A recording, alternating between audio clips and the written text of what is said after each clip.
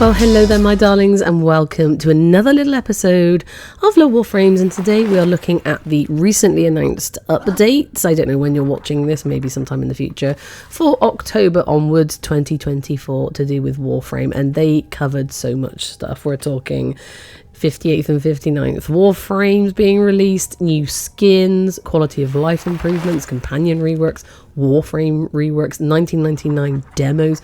There's so much to get through. I'm going to try my best. If this video tickles your fancy in any way, shape or form, please drop me a like, sub and comment, and it might help me feel better because, as you can hear, I'm suffering from a bit of a virus, but we are going to battle on, darlings. The show does not stop because the barbarian is sick. So let's get into it. So most of this information I got from the recent Tokyo Game Show 2024, where Warframe had their own forum and they were making all their announcements. But I also went to their website. Anybody can go there and you can read in more detail about some of the announcements. And also there's links there to the forums, the dev forums, the workshops there, to go into even greater detail, which I will not go into in this one because, I mean, some of the announcements they haven't actually concreted in the stats and things, but oh my goodness. Let's get into it because there were so many things, so many. And their first and probably biggest announcement is their 58th Warframe, Koumei and the 5 Fates. Turns out this Warframe will be an RNG inspired Warframe, i.e. her abilities will be a random number generator. It's kind of like a roll of the dice, it seemed like. We'll get into that in a minute.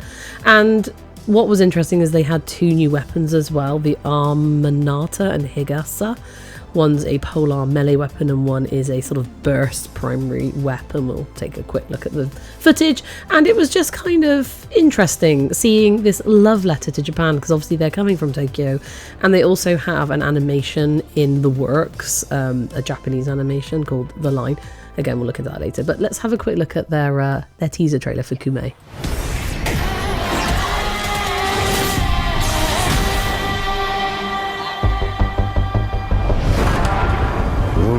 という川を共に漂うかこの際を投げ命そのものをかけるか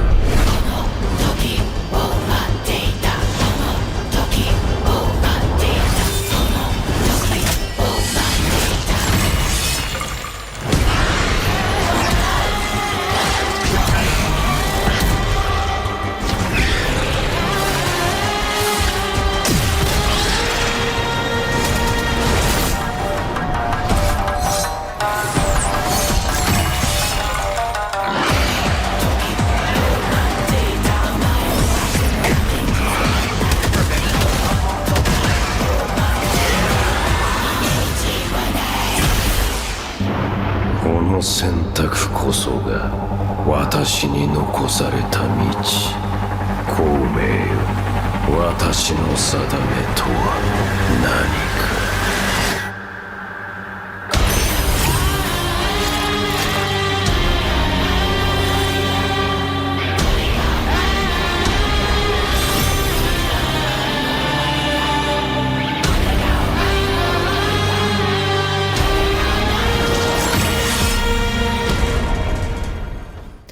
And we should say here that you can get Koumei from the 2nd of October, that's when they're releasing this update, with a load of other reworks in there and extra Deluxe Skins, which we'll have a look at. And Koumei's abilities look really interesting, but obviously to get Koumei we need to go to a specific node. It's going to be a brand new node, and it's on Earth, and it's to do with an invasion on Cetus, and we will be defending Cetus, and it's called a Shrine Defense. I don't know if it's going to be similar to the defense, the mirror defense that we've been doing for Citrine and on Sanctum Anatomica, I'm not sure, but we'll get into that obviously in a totally separate episode when it comes out. But I'm quite excited, and they say because it's on Earth it is available to new players, but there will be a Steel Path version available to seasoned players who require a bit more of a challenge.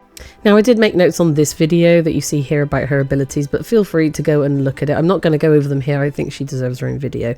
And they did mention that her 2 weapons, the primary and melee, will have their own augment mods available on Steel Path. Interesting. So a lot to get our teeth into there with the beautiful new 58th of Warframe.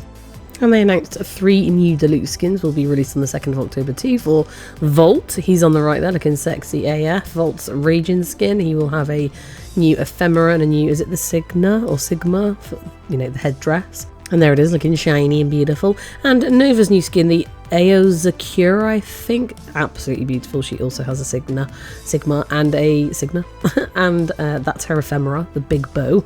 How gorgeous is that? And then Caliban, they did mention that he was having a Deluxe skin because he's also getting a rework, and we will get into the reworks shortly. But look at Caliban's new skin, doesn't he look shiny and sexy?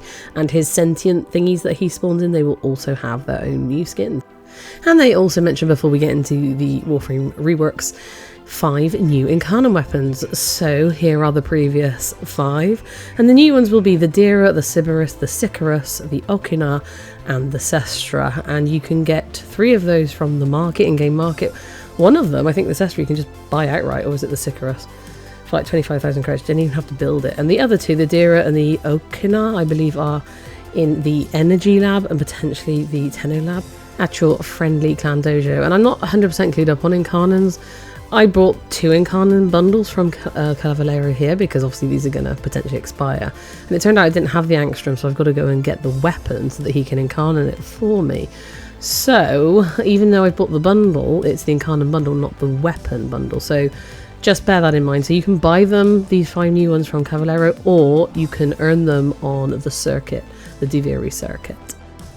So the most important thing about the Caliban rework, forget about the rework for now. If you log in between the 2nd and 16th of October, you will be gifted a free Caliban Warframe, and you will also be gifted the slot to go with it. So when I get my free Caliban, I'm probably going to helmet him and then see if I get a remaining Warframe slot left over for like my next one. Anyway, so they have reworked him. I'm going to link their Dev Workshop videos in the descriptions below if I can, so that you can go and watch them yourself, because there's a lot of details. So with, Caliban's rework is the Tau status is now going to be applied as like its own stat that then can increase other status effects, or the chances from other status effects, and it can be used essentially by any ally. It will impact any ally or any weapon that is used alongside Caliban once he's popped it in the squad, which is going to increase status chance, I think, essentially.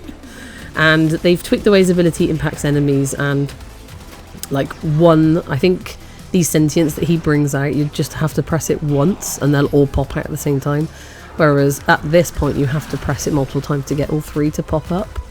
So they've done a little bit of work on him there. Again, go and watch the little Dev Workshop video if you want to see all the details about that. I won't bore you with it here. And this next slight rework seemed a bit controversial. They apologised about it on their website and in person at the forum. And it's Wukong. So apparently, if you look at their website, it says Wukong has developed what we and fellow players have noted as a disruptive playstyle regarding his ability to animation cancel heavy attacks with Cloudwalker. With this change, our goal is to reduce the negative impact this has on other players' playstyles and experiences while playing as or with Wukong. We apologise we had to bring you this news, but we feel it's important to address. So they're basically changing his Cloudwalker. You can no longer interrupt the stomp animation with Wukong's Cloudwalker ability. And the Celestial Stomp augment, which I'm showing you right now, the Celestial Stomp no longer stuns CC immune enemies, so I'm guessing that's critical chance, such as Xmas units, to bring Celestial Stomp in line with similar crowd controlling abilities. So essentially, I think they're nerfing Wukong slightly, and I'm guessing there are going to be some Wukong mains that are maybe a little upset about that. Please let me know in the comments how you feel about that. And Hildryn, our beloved muscle mommy, basically now Hildryn can use Pillage or any helmet ability while the Aegis Storm is active. Reduced shield cost and increased max charged shot damage of Balefire charge. And I rarely use Balefire, I'll be honest, so I'm not sure how that's going to work out. And deactivating Aegis Storm now makes Hildryn invincible for duration, because if you don't know, Aegis Storm, once it uses her shields, but once her shields have depleted, you kind of like slam onto the ground and stun the enemies around you, but you're not invincible at that time, so you're kind of actually very vulnerable. So I think they've tweaked that to help you with that, so that's good. And last but not least for this rework, it's Nova, and I'm going to link their video again below in the description to go into more detail, but they've changed everything. They've called it the Lite rework, which I think is ironic. I think they've done it ironically. So basically they've changed her passive, which was the most important clue as to where they were going with her. So her new passive is when you slow the enemies down, you get an increased chance of a health orb dropping. When you speed them up, you get increased chances of energy orbs dropping. Now originally, the only way you could do a speedver build or a slower build was to go into negative or plus ability strength. Negative below 100% basically sped the enemies up, and 100% and over slowed them down. Great for defensive things like that, but they're changing that. Actually, her molecular prime, her 4th ability now, if you press the normal cast, I think it slows them down or speeds them up, and if you hold down the cast, it'll do the opposite. So there will be no more need to build her specifically for a slow or a speed build, which is crazy progress. Her other abilities, Nullstar, that we're going to get more particles. They've changed all of her damage types now to just blast, because apparently they were like slash, radiation, blast all over the place. The antimatter drop, that ball, it's going to be slow, it's going to be easier to control. You can charge it up better and then fling it towards the enemies and do more damage. They're just making it easier to use. And the wormholes are going to have, I think they had duration and charge, but now they just have charges on them, i.e. how many times they get used. And those little dots are going to appear above them, so you can physically see with your eyeballs how many times they've been used and how many charges they've got left. So tons of little changes to Nova. Well worth going and watching their little videos. The developers, they're just so cute and they're so passionate about it. And like I said, I'll link them down below. And the next in line are the companion reworks. Wow, they keep going on at these, and I don't blame them because they just want to bring them into line. So the first thing they mentioned was the Smeeta Kavat, so especially the charm mod. It's a preset mod that you get when you breed a Smeeta Kavat, and if you don't know, it basically gifts you every 27 seconds around a 28% chance of some kind of buff and a 10% chance for a resource buff. Now, they didn't like the way that was working out for gameplay. It's, you know, it's slowing people down. So what they're actually doing is they are getting rid of this charm preset mod and replacing it with a mod called Lucky Catch. And as you can see, it gives you a chance to receive double the amount of credits and resource pickups. No timer on it, and it's a beast mod. So this could be applied to any of your beast companions, and I don't think that just means Kavats. I think it means Kubros and any of the beasts that you can breed from Sun at the Necrolisk. And bearing that in mind, what they're actually doing is rehauling some of the mods. What they want to do with the beasts, I believe it's not just Kavats again, is giving them a separate mod slot configuration. So the Vaska has the Vaska claws, and they want you to be able to modify those separately. And what they're going to do is give them a kind of stance mod called a posture mod. And it says beast weapon, so I'm pretty sure it's going to apply to Kubros and, like I said, the beasts that you can breed from Sun on the Necrolisk. Now that's going to be interesting. And they said there's 20 plus mods they're looking at, reworking stats to account for this, because I think people are concerned then that basically your companion's going to go in and kill everything for you. I think they're going to make it so that doesn't actually happen. They just assist you, and they're going to assist you better in mission. You're going to see them better. It's going to be better animations, I believe. I think going back to the Smeeta as well, they're going to give the Smeeta Kavat some of its own buffs to compensate for the fact that they're taking the preset charm mod away. And the other thing they mentioned was the Sentinels. They're going to improve the weapons on the Sentinels. They're giving them a complete overhaul. I didn't go into all the details again, I've linked the video below. They want to match it up, they're saying, to the elite weapon at the moment, which is the Verglass, which actually comes with the Nautilus companion. And if you get the Nautilus Prime, which was released with Sevagoth, you should get a Verglass Prime with that. You don't have to get it separately, it just is there when you've built it. So it will be very interesting to know eventually the changes, the improvements they're making to these companions. And before we get into the 1999 information that they gave us, there were some other miscellaneous kind of quality of life improvements. Things like they mentioned the mod fusion UI is going to be improved. I don't know how, I'm guessing just how it looks and how it feels when the amount of information that you get when you're fusing mods is going to improve. The codex, apparently where you go to find your mods and the drop locations, they're going to make that easier to see about where your unowned mods drop locations are, i.e. giving you like almost like a separate obvious thing to look at, right now if you go in there, it'll show you the mods, it'll show you the drop locations, but it's not always easy to see immediately which ones you own and which ones you don't, and some of the people in my Discord have mentioned that as well. Void relics, they say they are now displaying crafted and owned status. Now mine already do. I noticed when I was looking at it, mine say crafted or owned on the parts within the void relics. I'm not really sure if they're still improving it. It's something that they were working on. I don't know if it's just going to look even more clearer to the human eye. I'm not sure. And they've also mentioned that if you have a Steam link, you've logged your account with your Steam account, when you log in, I don't know if you know this for PC players, we have to type in our password every single time, and it's fine, but it's just an extra step. So if you link it to your Steam account, you can log in with your Steam information instead of having to type in your password every time. So that's a slight improvement. And they also said in the fine print that gifting and trading and, you know, the cross trade and cross gift will be available across all 5 of their platforms now that the game's available on. And they also mentioned something about the Nintendo Switch having their own in-game chat, so I'm guessing perhaps they don't have that on the Nintendo Switch yet. So, you know, all improvements for quality of life, gameplay for all involved.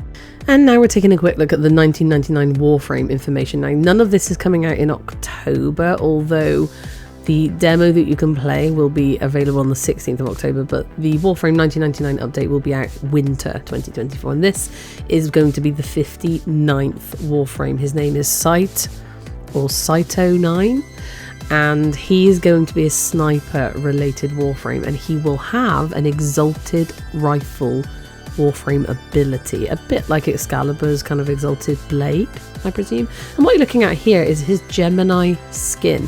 So they've announced a new type of Deluxe skin. They're called the Gemini Skins. There's going to be 6 of them related to the Hex Syndicate. And they showed us Quincy here, but also Owie.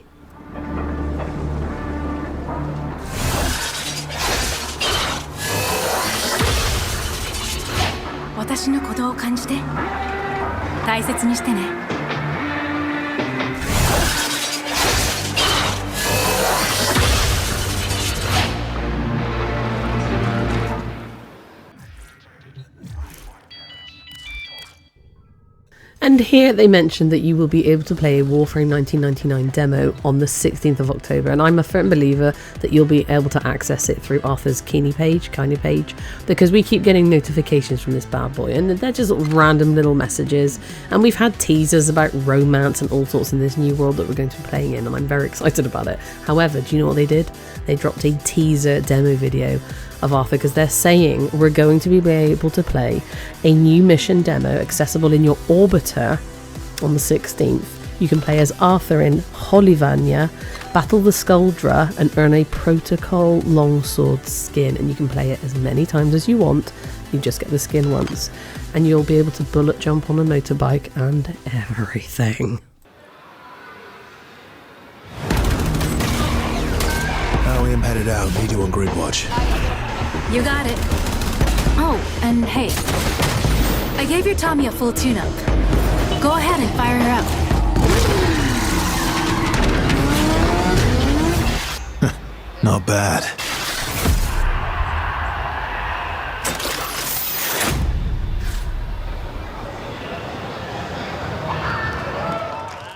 So there you go, my darlings. So much coming on the 2nd of October. We have Koumei, the 58th Warframe, and the 5 Fates. This new Shrine Defense on Cetus, which is going to be awesome. I'm sure you can also buy her from the market if you so wish.